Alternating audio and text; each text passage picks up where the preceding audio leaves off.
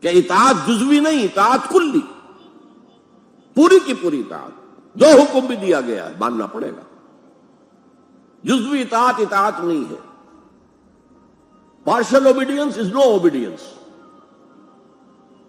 اس لیے کہ اگر آپ نے ایک حکم قبول کر لیا، ایک نہیں کیا، تو جو نہیں کیا کیوں نہیں کیا؟ کہ وہ آپ کے نفس کو پسند نہیں۔ جو قبول کیا وہ کیوں کیا؟ کہ نفس نے الاؤ کر دیا آپ کو کہ ٹھیک ہے کر لو، کوئی حرج نہیں۔ لہذا partial obedience is no obedience at آل۔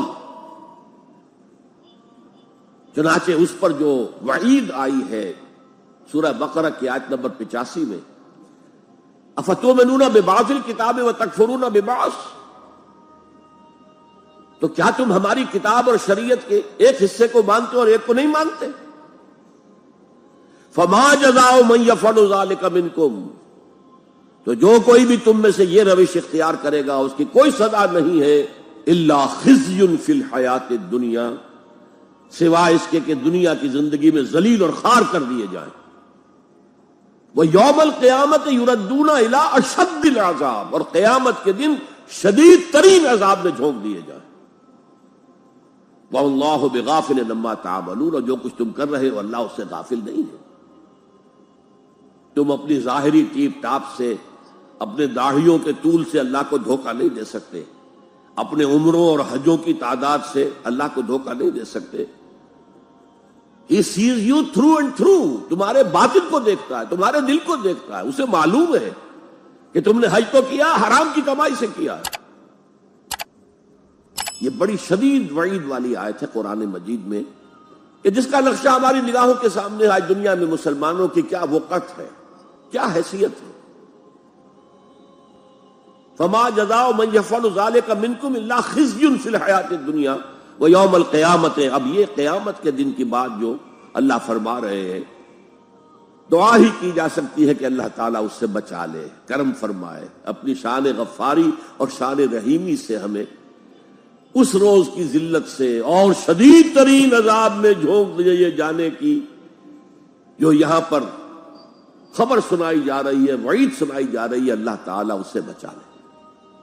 البتہ ایک بات میں اور آپ سے عرض کر دوں کہ جو کیفیت اس آیت میں سامنے آئی ہے یہ مستقل نہیں رہ سکتی۔ اگر کوئی شخص واقعتاً چاہے آغاز میں اس کا دل پازیٹیولی ایمان سے خالی تھا،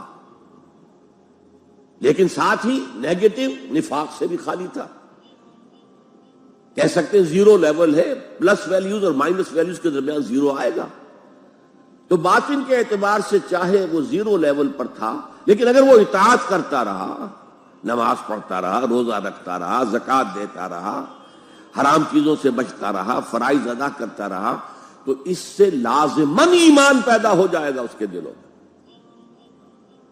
اس لیے کہ یہ دو طرفہ پروسیس ہے، بائی لیٹرل۔ ایمان سے عمل پیدا ہوتا، عمل سے ایمان پیدا ہوتا۔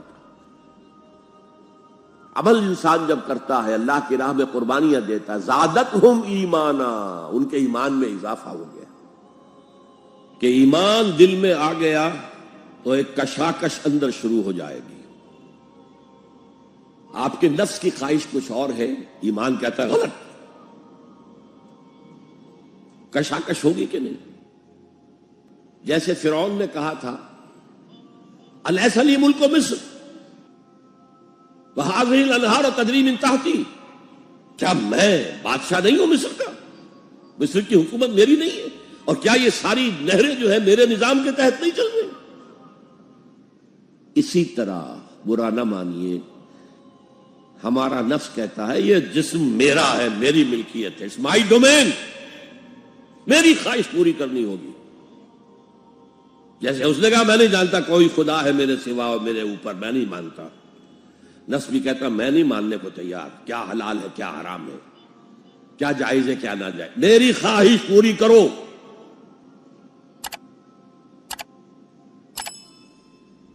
اس کے خلاف جہاد۔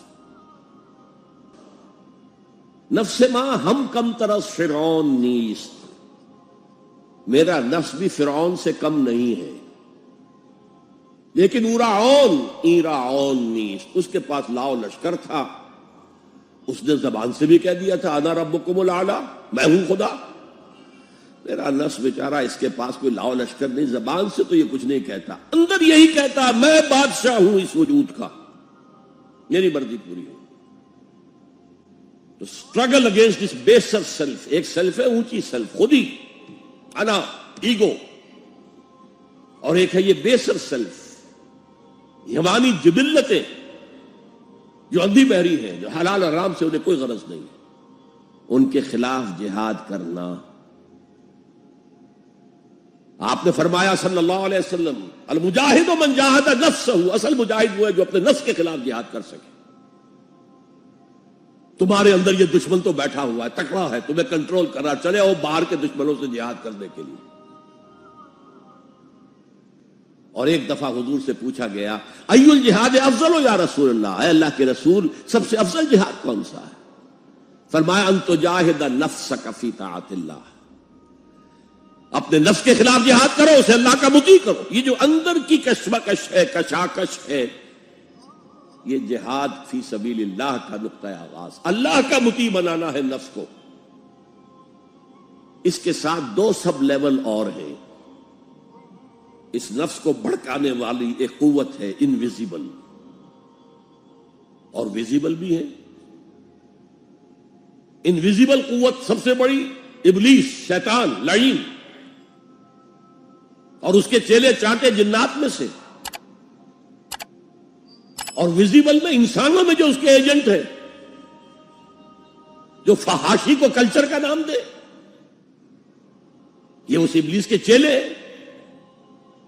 ان کے خلاف جہاد نہیں کریں گے آپ، اگر آپ ان کے خلاف ایگریسو ایٹیٹیوڈ اختیار نہیں کریں گے تو آپ ان کے دباؤ میں آ جائیں گے۔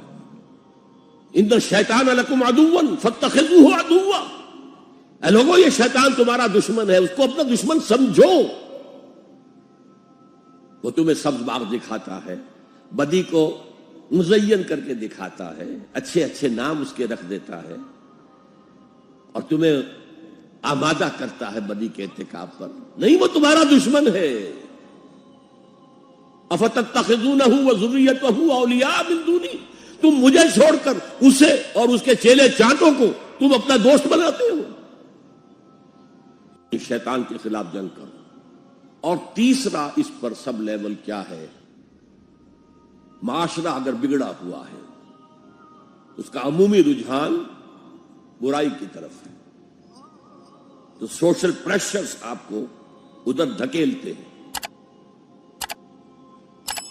تب دو ہی راستے ہیں، زمانہ بات و نسازت تو بعد زمانہ بے ساز، یا تو پیسو معاملہ ہے، زمانہ تمہارے ساتھ سازگاری نہیں کرتا، چھوڑو تم زمانے کے ساتھ سازگاری اختیار کر لو، چلو تم ادھر کو ہوا ہو جدھر کی۔